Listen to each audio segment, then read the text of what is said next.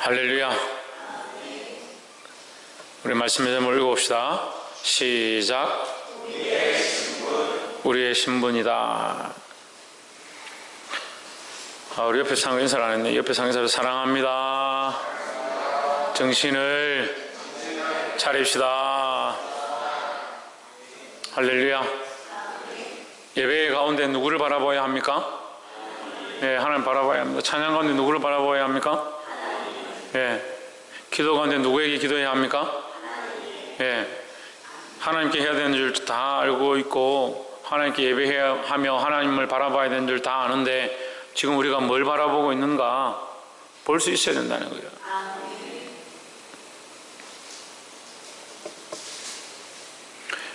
우리의 신분이다.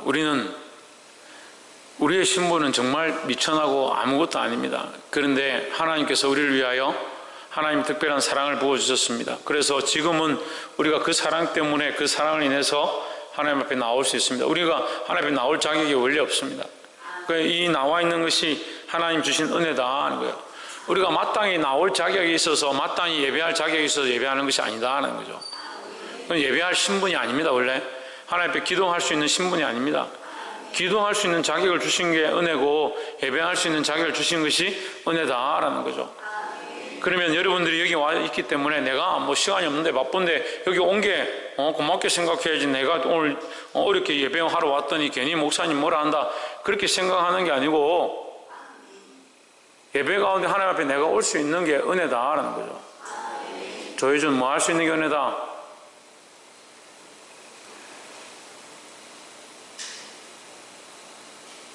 조혜준 말고 물어볼 수 없네. 지대현 뭐가 은혜다? 천정민 집사님 뭐가 은혜다? 천정민 집사님 뭐가 은혜다? 정민숙 권사님 뭐가 은혜다?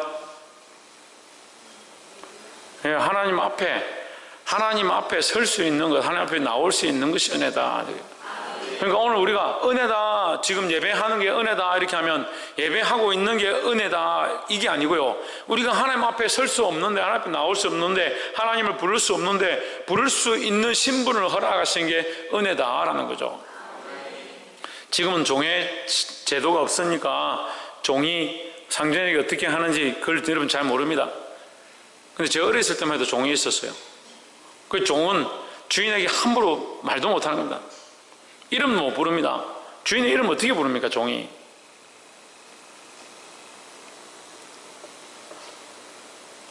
돌새, 마당새 끝에다 새자를 주로 붙여죠. 그 새가 뭐냐면 소입니다, 소. 그러니까 너는 소다. 주인이 시키는 대로 일하는 소다, 이 말이에요. 그 종이 주인의 이름을 어떻게 부르냐? 못 부르죠. 근데 우리에게 이런 신분을 주셨습니다. 하나님의 이름을 부르고 하나님을 예배할 수 있는 신분을 주셨습니다. 원래도 교만한데 하나님 예배할 수 있는 신분을 줬다 하니까 교만해지면 안 된다는 거죠. 감사할 줄 알아야 되죠. 우리가 오늘 이곳에 예배하고 있는 것이 은혜고 특별히 하나님 앞에 나와서 하나님의 이름을 부르고 하나님 이름을 찬양하는 것이 은혜다라는 거죠. 우리는 그런 신분을 얻었다. 그러니까 세상의 신분대로 살면 안 됩니다. 세상의 신분대로 사는 사람들은 예배하러 와도 예배하러 왔는지 하나님 앞에 와도 하나님 앞에 왔는지를 모릅니다. 이렇게 여전히 뭘 생각하냐? 세상에 있었던 생각들과 세상에 있었던 신분들만 생각하는 겁니다.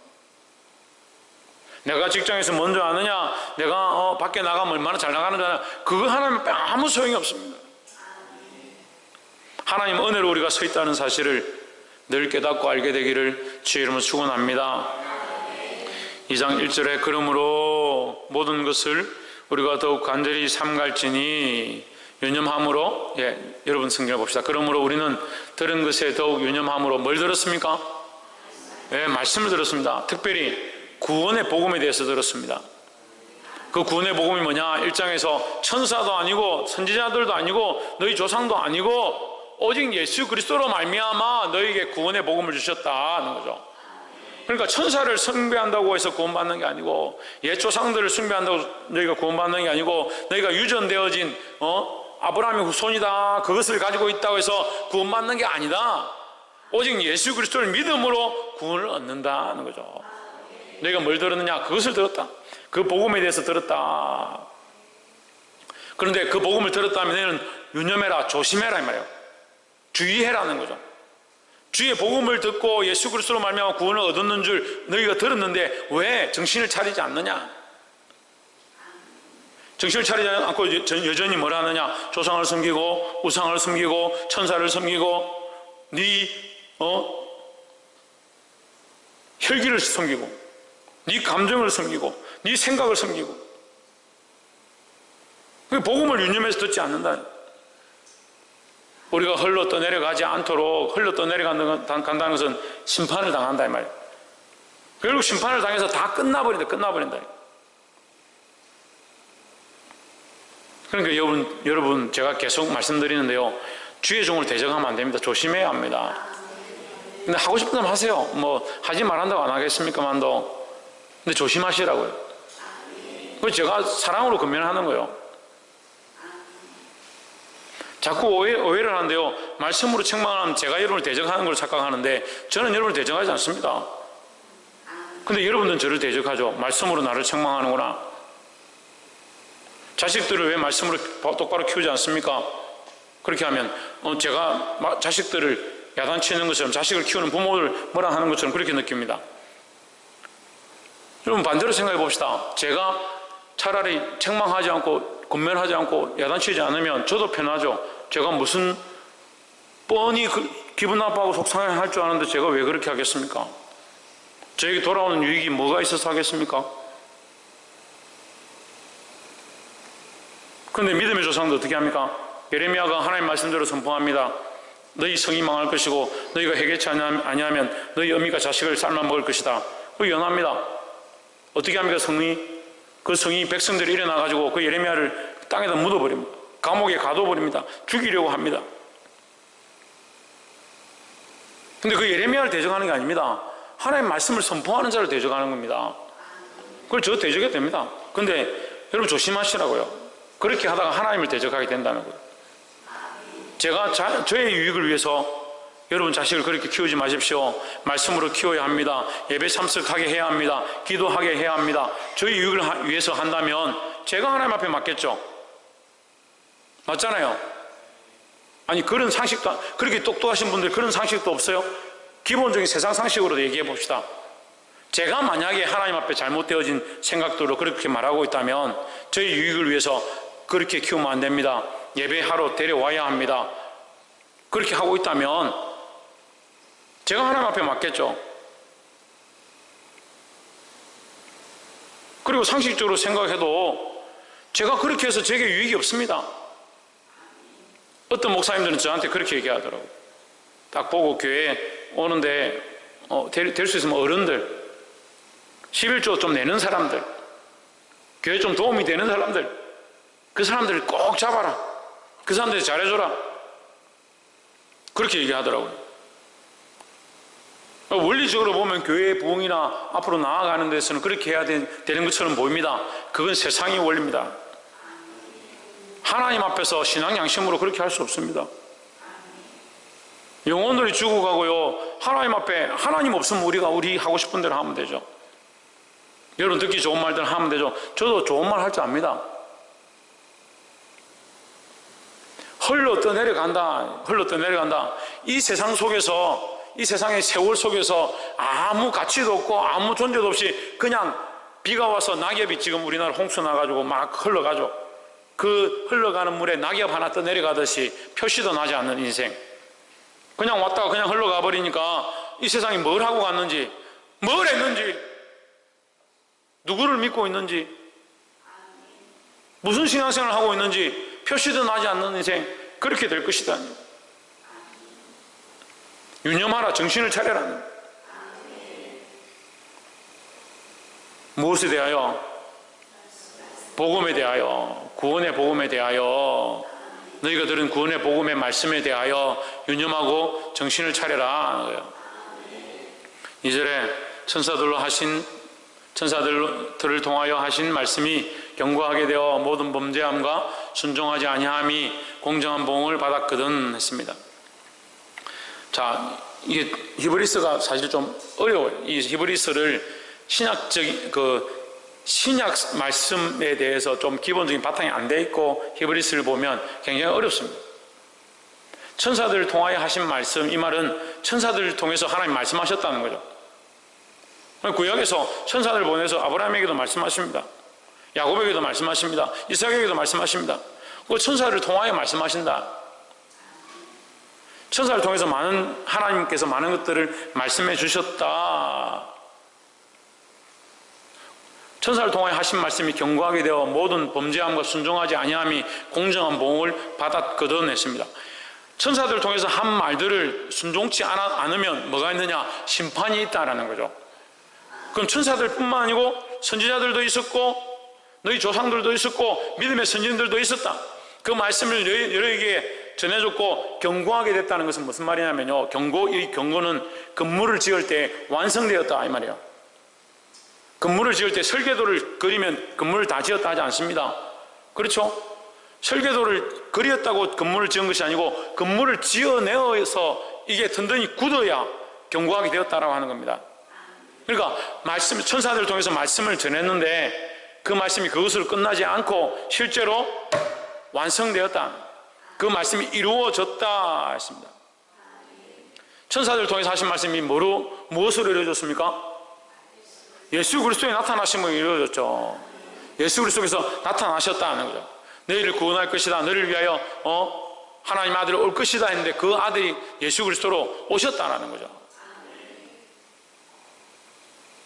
하지만 그 예수 그리스도를 그 말씀이 견고하게 돼서 예수 그리스도로 완성되었지만 어떻게 됐다고요? 범죄함과 순종하지 아니함으로 공정한 마땅한 보응을 받았다. 마땅한 대가를 받았다라는 거죠. 그러니까 보면요, 믿지 않는 사람은 믿지 않는 것 자체가 심판이에요. 말씀을 들어도 들리지 않는 게 심판입니다. 그러니까 제가 계속 말씀드리잖아요. 말씀을 듣는데 찔리고 깨달아지면 그나마 하나님의 은혜입니다. 그럼 그 다음 어떻게 되겠습니까? 왜? 회개하고 돌이키면 됩니다. 마음을 바꾸면 되고 생각을 바꾸면 됩니다. 문제는요, 내가 강한 사람들이, 내가 강한 사람, 자아가 참 강한 사람들이 참 문제예요. 제가 그래도 다행스럽게 저는 자아가 약한 것, 자아가 얼마나 부끄러움을 많이 타는지. 부끄러워서 뭘 못해. 부끄러워서. 목사님 뭘 부끄러움 많이 탑니까? 우리 자식들 보십시오. 순서대로 하나 둘 셋 넷 다 부끄러워합니다. 저를 닮았어요. 저 엄마는 안 부끄러워하더라고요. 어딜 가도 안 부끄러워하더라고요. 어디 가다 사고가 이렇게 콱 나도 저는 부끄러워서 차에서 못 내려 이렇게 하고 있습니다. 사모님 내려가 다 말하고 정리하고 다 합니다.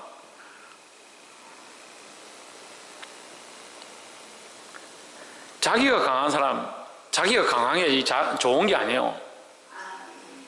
우리가 주의 일을 할 때에 자기가 강한 것, 그건 괜찮습니다. 주의 일을 하기 위해서 내가 믿음을 결단했다. 그 믿음으로 지키고 끝까지 버텨나가는 것, 그건 강해야 되죠. 그런데 자기를 자랑하고 자기의 생각들이 올라와 있는 이거 빨리 죽여야 됩니다. 그 말씀을 듣고 은혜를 알았다. 그 말씀이 들린다. 그럼 내가 죽어야 되는데 이게 내하고 싸우는 겁니다.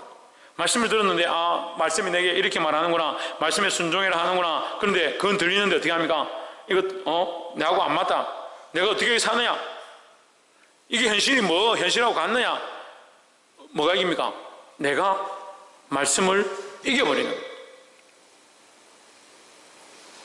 그럼 뭐합니까? 저기 기록되어 있잖아요. 뭐합니까? 말씀을 이기고 나면 뭐합니까? 화면을 보세요. 뭐합니까? 순종하지 않는데, 순종하지 않는데. 내가 말씀을 이겼기 때문에 순종하지 않는 거예요. 그렇잖아요. 내가 말씀을 이겼기 때문에 순종하지 않습니다. 내가 말씀에 져야 합니다. 말씀이 내 안에 승리해야 된다고. 그래서 예수 그리스도의 승리, 말씀의 승리가 뭐냐? 내가 죽고 주가 사는 거예요. 이 생각들이 바로 안 되니까 내가 말씀을 내가 이겼느냐, 말씀을 내가 졌느냐, 그게 무슨 뜻인지 이해를 못하는 거예요. 말씀이 승리한다. 어떻게 승리하느냐? 내가 죽는다는 거예요. 옆에서 한번 봅시다. 내 생각은 죽고 내 감정은 죽고 말씀이 승리하기를 소망합니다. 할렐루야. 말씀이 저와 여러분 안에서 승리하기를 소망합니다. 3절에 우리가 이같이 큰 구원을 등한히 여기면 했습니다. 큰 구원은 예수 그리스도로 말미암은 구원입니다. 작은 구원도 있죠. 작은 구원도 저기 가는데 아기가 넘어졌다 이렇게 주면 내가 구해준 거죠. 작은 구원도 있습니다. 또 세상에서 어렵고 힘든 사람들 구제해 가서 우리가 그 사람들이 살 수 없는데 힘든데 우리가 도와줘서 그 사람이 그래도 용기를 내고 살게 되는 거 작은 구원들입니다. 이게 구원의 모양이죠. 그걸 구원이라 하기는 그렇지만 어쨌든 우리가 구해주는 일들이 있습니다. 이 참 구원이 뭐냐? 이 큰 구원이 뭐냐? 예수 그리스도로 말미암은 참된 복음의 구원이다. 이것은 재물이나 이 땅에 살아가고 먹고 마시고 그런 것이 아니고 영원한 생명에 대한 구원이다. 우리가 이같이 큰 구원을 등한히 여기면 이 등한히 여기면 안 되는 겁니다. 문제는 뭐냐면요, 하나님 나라의 구원은 먼 것처럼 보이고 자꾸 이 땅에 사람들과 관계, 가족들과 관계, 친척들과 관계, 그건 자꾸 커 보이는 겁니다. 그러니까 하나님 나라의 구원을 등한시 여기는 겁니다. 나중에 반드시 하나님 앞에 설 겁니다. 네가 왜 나를 이렇게 무시했느냐? 네가 왜 나를 모른다고 했느냐? 주여, 우리가 언제 주를 모른다 했습니까? 우리가 언제 주를 무시했습니까? 여러분 잘 생각해 보십시오. 하나님 주신 큰 구원을 우리가 바라보지 않고 뭘 바라보느냐? 당장 이 땅에 있는 것들 바라봅니다. 큰 구원을 등한히 여기면 어찌 그 보응을 피하리요? 하나님 나라의 구원을 바라보지 않는 자는 반드시 심판을 받는 겁니다. 이 구원은 처음에 주로 말씀하신 바요 들은 자들이 우리에게 확정한 바니 했습니다. 들은 자들이 확정했다. 이게 주의 제자들, 예수님의 제자들이 보고 그것을 확정했다. 이 복음 마태, 마가, 누가, 요한 이 복음서를 통해서 확정했다. 사도 바울의 서신들을 통해서 확정했다 이 얘기죠. 예수 그리스도가 직접 말씀하셨고 그와 함께 있던 제자들이 기록한 것, 하나님 말씀이다. 우리에게 확실히 보여주셨다. 4절에 하나님도 표적들과 기사들과 여러 가지 능력과 및 자기의 뜻을 따라 성령이 나누어 주신 것으로서 그들과 함께 증언하셨느니라 했습니다. 자, 하나님도 이 구원에 대하여, 이 복음의 말씀에 대하여 보여주신다. 뭘 보여주냐? 표적들을 보여주고 기사를 보여주고 여러 가지 능력과 및 자기의 뜻을 따라 보여주신다. 특별히 뭐가 있느냐? 성령이 나누어 주신 것이다. 그래서 우리가 이걸 부인할 수 없다. 하나님께서 우리에게 이 구원을 바라볼 수 있도록 하신 이 믿음을 주신 것들을 부인할 수가 없다. 그러니까 우리가 기도할 때 하나님 뜻을 보기 시작하고 하나님의 음성을 듣기 시작하고 입술이 열려서 방언하기 시작하고 말씀을 들을 때 귀가 열려서 하나님 뜻을 깨닫기 시작하고 통의하고 자복하고 회개하기 시작한다. 이게 뭐냐? 성령의 역사다. 찬양은 음도 안 맞고 박자도 안 맞고 노래가 뭘 부르는지 모르겠지만 어쨌든 은혜가 된다. 신기합니다. 그건 여러분 능력이 아니에요. 기도하는 사람들도 뭔 말을 하는지 모르겠는데 은혜가 될 때가 있고 말씀 전하는 자들도 부족한 게 있지만 은혜가 된다. 결국 누가 하시느냐? 성령이 하신다는 거예요. 그러니까 계속 못하십시오 하는 게 아니고 우리가 더욱 공교히 하나님 앞에 나아가야 되지만 부족해도 하나님께서 은혜를 더하신다는 거예요. 거기 성령의 역사가 있다. 우리가 우리 안에 성령의 역사들을 보고 있으면서 왜 하나님의 뜻대로 살지 않고 하나님 큰 구원을 바라보지 않느냐?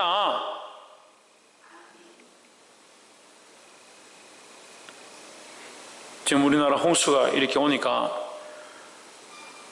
아무리 잘 지어놔도 소용이 없어요. 인간이 할 수 있는 건 정말 한계가 있습니다. 지진이 왔을 때도 우리가 그랬죠. 아무리 잘 지어도 지진이 그 중심으로 지나가니까 방법이 없다.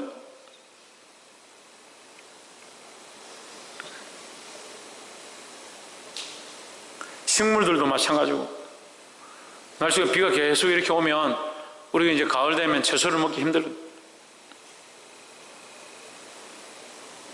이것이 다 하나님의 은혜로 되어졌음을 우리가 알고 있으면서 꼭 없어야 못해봐야 힘들구나. 하나님께서 우리에게 주실 때 내가 감사할 걸 그런 생각 안 합니다. 지금 잘 있을 때요, 지금 평안할 때 하나님 은혜를 기억해야 된다는 거예요.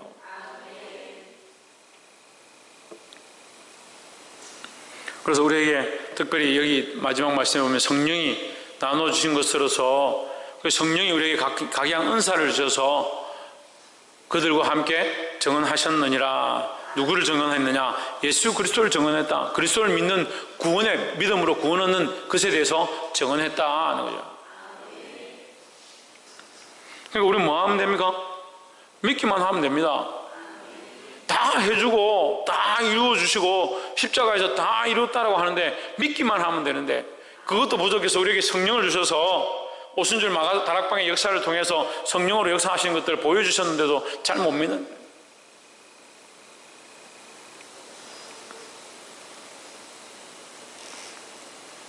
심지어는 우리 전에 이제 이거 없으니까 하는 얘기지만 어떤 집사님, 이 집사라고 있었습니다. 그 딸이 너무 아파가지고 교회를 온이 많이 하고 있는데 오라 해가지고 주일 예배 마치자마자 기도해달라고 제가 기도해 줬습니다. 기도하고 일어나서 저기 내려가는데 저기 계단 가면서 다 나았네요 이렇게 자기 입으로. 여기 열이 펄펄 났는데 제 손 얹을 때마다 열이 펄펄 났는데 여기 안수 받고 저 계단 내려가면서 자기 다 나았다고 막 춤추면서 뛰어내려갔어요. 그것뿐만 아니고 그 아이들이 꿈을 꾸고 환상을 보고 하나님 하시는 것들을 보았던 그 아이들이 어떻게 하느냐, 그런 아이들이 배반하더라고요.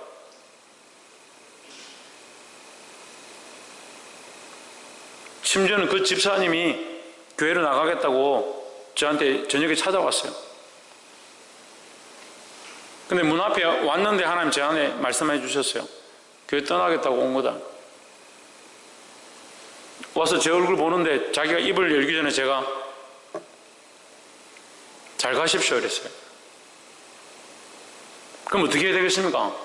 자기가 말을 안 했는데 잘 가십시오 했으면 어떻게 해야 되겠습니까? 하나님 말씀해 주신 줄 알고 내가 잘못 생각했습니다 하고 돌이켜야 되죠. 근데 교회를 떠났어요. 근데 그 자녀들이 어떻게 살고 있는지 지금 다 보입니다. 참 안타깝습니다.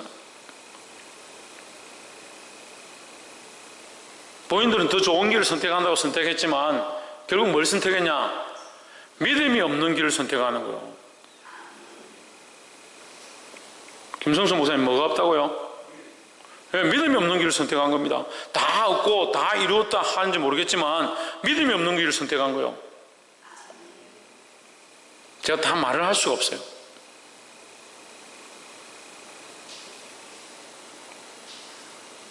오늘 차를 타고 오는데 어떤 목사님이 저한테 전화가 왔어요. 그게 은퇴하신 목사님인데 전화가 와가지고 어느 장로가 암이 걸려서 다 죽어간다. 제가 속으로 내한테 왜 이런 말을 하노? 내가 이런 말을 하려고 하다가 제가 느낌이 무슨 뜻인지 알겠더라고.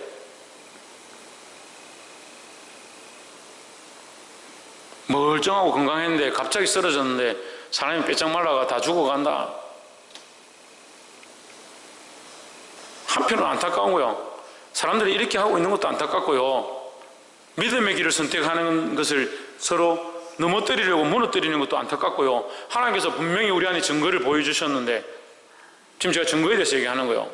교회를 건축할 때, 이 교회를 개척할 때 여러분 성령의 증거들 분명히 있습니다. 그 아이들의 입으로 외쳤던 것들, 여러분들이 보았던 것들, 여러분들 신앙성에 있었던 그 증거들이 있습니다. 근데 이걸 잊어버리더라고요.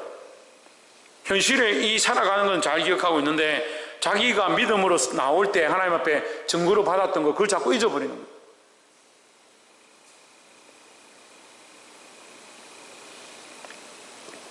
누가 주셨느냐? 하나님께서 자기의 뜻을 따라 성령이 나눠주신 것이다. 이 증거들을 잊지 않기를 주의 이름으로 축원합니다. 제가 이제 기회가 되면 그 증거들에 대해서 책을 하나 쓰고 싶어요. 그 증거들에 대해서. 근데 그 증거들에 대한 책을 쓰기로 한 사람이 지금 교회에 없어요. 그 증거들에 대한 책을 쓰기로 10년 동안 쫓아다니면서 자기가 다 정리해가 기록해 주겠다고 했던, 그러면 그 증거를 다 그만큼 자기가 알고 있다는 거잖아요. 근데 그 사람이 여기 없어요. 신기하죠. 뭘 배반하느냐? 믿음을 배반한다. 하나님을 배반한다. 옆에서 한번 봅시다. 믿음을 잃지 아니하고 하나님을 떠나지 맙시다. 5절에 하나님이 우리의 말한 바 장차오는 세상을 천사들에게는 복종케 하심이 아니라, 천사들에게 복종하게 하심이 아니다. 이게 아니라는 부정문이에요. 이게 아니라는 거죠. 천사들이 세상의 주권자가 아니다. 너희가 왜 천사들을 섬기냐 이 말이에요. 반어법적으로 얘기하면 너희가 섬기고자 하는 천사, 그 섬길 자가 아니다. 6절에 오직 누가 어디 증거하여 이르되 사람이 무엇이기에 주께서 그를 생각하시며 인자가 무엇이기에 주께서 그를 돌보시나이까 했습니다. 여기 인자는 예수 그리스도입니다. 예수 그리스도는 하나님께서 결국 그를 사람들이 보기에는 흠모할 모양도 없고 아무것도 볼만한 게 없는, 돌아볼 만한 게 없는 그런 존재이지만 그를 온전하게 하신다는 거죠. 7절에 저를 잠깐 동안 천사보다 못하게 하시며 영광과 존귀로 관을 씌우시며 했습니다. 결국 그리스도는 영광과 존귀로 관을 쓰게 되신다. 가장 높은 곳에 올라가게 되신다는 거죠. 근데 그리스도가 영광과 존귀를 얻기 위해서 무엇을 당해야 했습니까? 십자가의 고난을 당하셔야 했습니다. 8절에 만물을 그 발 아래 복종케 하셨느니라 하였으니, 만물로 그에게 복종하게 하셨은즉, 자, 하셨느니라 여기까지는 뭐예요? 이게 시편에 기록되어진 말씀을 이게 가지고 온 거죠. 본문을 가지고 온 거고, 만물로 그에게 복종하게 하셨은즉 복종하지 않은 것이 하나도 없어야 하겠으나, 지금 우리가 만물이 아직 그에게 복종하고 있는 것을 보지 못하고, 왜 보지 못하냐? 지금 아직 세상이 그대로 있다는, 세상이 그대로 있다는. 예수님이 하늘의 권세를 가지고 재림하실 때에 모든 만물이 그에게 복종하게 될 거니까 지금은 아직까지 그에게 복종하지 않고 있다. 너희가 이것을 한다면 너희는 복종해야 되지 않느냐? 그 말씀을 든든히 붙잡고 그에게 복종해야 되지 않느냐? 근데 왜 너희가 천사를 복종하느냐? 왜 우상에게 복종하느냐? 너희 조상들을 복종하느냐? 9절에 오직 우리가 천사들보다 잠시 동안 못하게 하심을 입은 자 곧 죽음의 고난을 받으심으로 말미암아 했습니다. 죽음의 고난, 천사들은 죽지가 않죠. 천사들은 죽지 않으니까, 예수님은 죽음의 고난을 당했으니까 천사들보다 못한 취급을 당했다 이 말이에요. 쉽게 말해서 천사들보다 못한 취급을 당했다, 사람들처럼 하찮은 취급을 당했다. 하지만 그것이 목적이 있다. 죽음의 고난을 받으심으로 말미암아, 죽음의 고난 받는 것으로 끝나는 것이 아니라 그것을 하신 이유는 영광과 존귀로 관을 쓰신 예수를 보니 영광과 존귀의 관을 쓰시기 위해서 하셨다. 그거 무슨 영광과 존귀냐? 죽음을 이긴 영광과 존귀다. 우리가 죽음을 이기는 방법이 있습니다. 뭡니까? 죽음을 이기신 예수 그리스도를 믿고 그를 바라보는 것입니다. 이를 행하심은 하나님의 은혜로 말미암아 모든 사람을 위하여 죽음을 맛보려 하심이라 했습니다. 하나님의 은혜다. 죽음을 맛보는 것이 하나님의 은혜다. 왜? 왜 하나님의 은혜입니까? 이걸 해야 끝나는데 왜 이게 하나님의 은혜입니까? 예수님이 죽음을 맛보는 게 왜 하나님의 은혜입니까? 김근수 사모님 뭐라고요? 아니, 사모님 한 거 아니야. 다 마스크를 끼우시니까 입모양이 안 보여. 천정민 주사님 얘기했어요? 뭐라고요?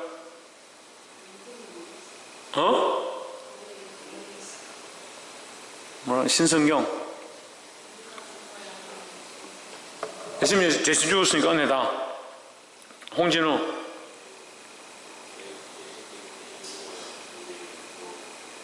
그래, 하나님의 은혜로 말미암아 이 말은 예수님에게는 은혜가 아니죠.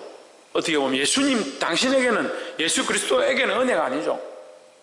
하나님의 은혜로 말미암아 모든 사람을 위하여 죽음을 맛보려 하심이라 했으니까 죽음을 맛본 게 은혜란 말이 아니에요. 이 단어상으로, 이 문장으로 보면 죽음을 맛본 것이 은혜라 하는데 죽음을 맛보는 게 무슨 은혜입니까? 그가 죽음을 맛보심이 우리에게 은혜가 되는 거죠. 그리스도가 우리를 위하여 죽음을 맛보신 것이 우리에게 은혜가 된다. 그를 보니 영광과 존귀로 관을 쓰셨는데 그가 우리를 위하여 죽음을 당했다. 그것이 우리에게 은혜가 된다. 우리가 물론 죽음의 고통을 당하겠죠. 우리도 또한 이 죽을 육신을 가지고 있으니까 죽을 이 고통을 당하겠죠. 언젠간 죽습니다. 다 죽습니다. 그래서 교회에서 딱 금지 언어 비슷하게 현대 교회에 금지된 언어 두 가지, 고난이 있다, 죽음이 있다. 이거 듣기 싫어하는 거예요. 죽습니다. 장로님, 권사님 죽습니다. 목사님 세 분이죠. 목사님. 예, 저까지 포함해서 죽습니다. 언젠가. 금지 언어가 고난이 아니고 죄인이다. 두 가지인데, 당신은 죄인이다. 이 소리 교회에서 하는 것을 딱 싫어한다. 당신은 죄인입니다. 그럼 반드시 죽습니다. 성경은 모두 다 죄인이다 하니까 우리가 다 죄인인 게 맞죠. 또한 우리가 죄인이기 때문에 반드시 뭐합니까? 죽습니다. 근데 이것은 육체에 속한 것이고 이 육체는 언젠가 끝나겠지만 하나님께서 우리에게 새로운 은혜해라 했습니다. 은혜해. 이어 해가 년, 은혜로 말미암아 새롭게 되어진 새로운 삶을 살아가는 새로운 생애, 우리에게 이 연도의 이 생명의 육체의 끝이 있는 이 인생을 우리가 지금 살아가고 있고요. 언젠가 여기 끝나겠죠. 이 벼랑 끝에, 죽음의 벼랑 끝에 언젠가 죽겠죠. 반드시 죽는다는 거예요. 왜? 죄인이니까 죽어야 되죠. 그런데 하나님 여기서 은혜를 더하셨는데 이걸 끝나지 않고 여기다 다시 시작하신 거예요. 뭘 시작했느냐? 은혜의 해를 시작했다. 새로운 새 삶을 살게 하셨다는 거죠. 그래서 지금 이게 두 개 사이에 같이 있는 겁니다. 우리가 우리 죄의 육신으로 죽어야 될 이 인생과 하나님의 은혜의 해가 같이 돌아가고 있는 이 시간에 끼어 있는 겁니다. 끼어서 뭐 하느냐? 자꾸 육체로 우리를 끄집어 당겨서 육체로 가려고 하고 육체의 정욕을 따라 욕심을 따라 살고자 하는 내가 내 안에 있고, 하지만 정신을 차려라, 내가 그렇게 하면 안 된다, 내가 주님을 바라봐야지, 예수님 바라봐야지, 말씀을 들어야지, 순종해야 되지 하는 내가 또 내 안에 있고, 이 내와 싸워서 날마다 선을 이루지 못하게 한다. 오라, 나는 공고한 자로다. 누가 이 사망의 몸에서 나를 건져내랴. 이게 사도 바울의 고백이죠. 근데 여러분 이거 명확히 하셔야 돼요. 우리가 이 삶을, 육체의 삶, 죽는 것, 내가 죄인이기 때문에 결국 죽음에 이르게 되는 것, 이건 없어지지 않습니다. 근데 여기 새로운 생의 다리를 놓아주셨습니다. 그리고 구원으로 인도하는 이 문이 열렸습니다. 누굽니까? 예수 그리스도입니다. 왜 열렸습니까? 그가 우리를 대신해서 죽음을 맛보았다는 거죠.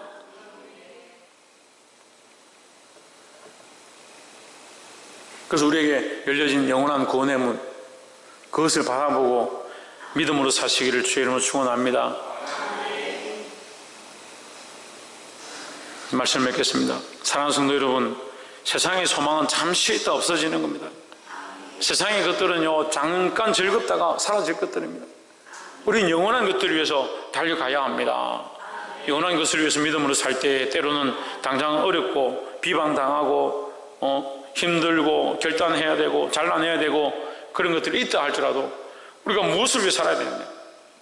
없어질 이 육체를 위해 사는 게 아니라 내 자존심과 내 감정과 내 생각들을 위해 사는 것이 아니고 영원한 것들을 바라보고 주께서 주신 이 은혜의 통로로 나아가시기를 주의 이름으로 축원합니다. 기도하겠습니다.